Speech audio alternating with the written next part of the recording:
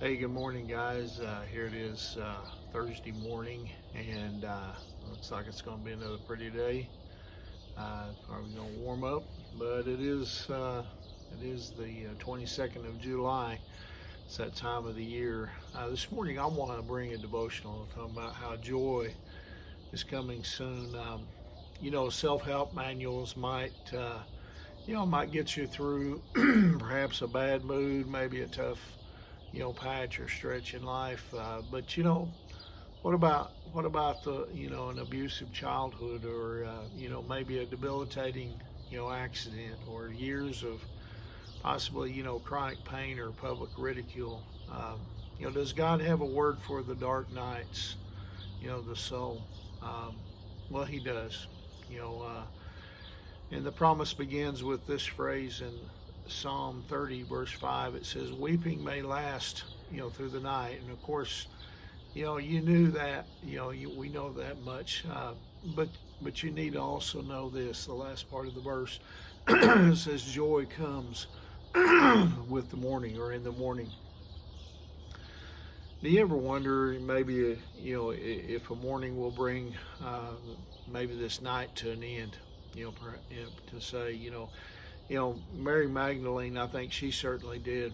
Um, she had been consumed with troubles, but then Jesus, He stepped into her world, and He restored life, to her life. Um, you know, Wherever Jesus went, Mary Magdalene, she followed. From that point on, she heard Him teach. She saw Him perform, many miracles. She helped, pay expenses. She was always, near Christ. On that Friday, Mary, she watched Jesus die on the cross. And then on Saturday, she observed a sad Sabbath. And when Sunday came, she went to the tomb to finish the work that she had begun on Friday. She knew nothing of the empty tomb. She came with no other motive than to wash the remaining, clots of blood, maybe perhaps from Jesus' beard, and to say goodbye. I mean, it was a dark morning for her. But when she arrived at the tomb, she saw that the stone had been taken away. You know, assuming grave robbers had taken the body. She hurried to find Peter and John, and they took a look, and they hurried to tell others. But it says Mary stood outside the tomb weeping. I mean, could her world get any darker or more hopeless? I mean, it was then that two angels met her. But Mary, she mistook them for men. It was still dark outside, and even darker in the tomb. Her eyes were filled, tear filled. Tears were in her eyes. She had no reason to think that angels would be in the tomb. But in the midst of Mary's darkest moment, I mean, the sun came out. Jesus showed up. She didn't recognize her Lord. Jesus, He came by name, and maybe it was the way He said it. Maybe an inflection or tone of His voice, but maybe it was the Galilean accent, but maybe it was the memory associated with it.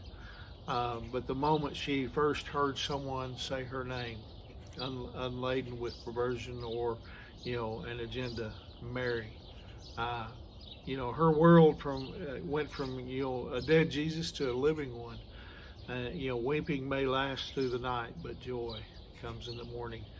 That would be so neat to be able to paint that, as a picture, of the Messiah standing there, the joy-filled Mary, her hands extended to Him, her eyes on Him. The reflection of the sunrise, maybe in her tears, maybe in the tears of Mary, a broad smile on the face of Jesus. Joy, comes because Jesus comes. Um, and if you don't recognize His face, He will call your name, and listen, your name's not buried in some heavenly file somewhere in heaven, but it's God. God needs no name tag. He knows your name, and He knows you every day. And so I hope that gives you some encouragement today, to know that joy does come in the morning after a dark night. Anyway, hope that helps this morning. We're ready for another day of Bible school. We're almost done.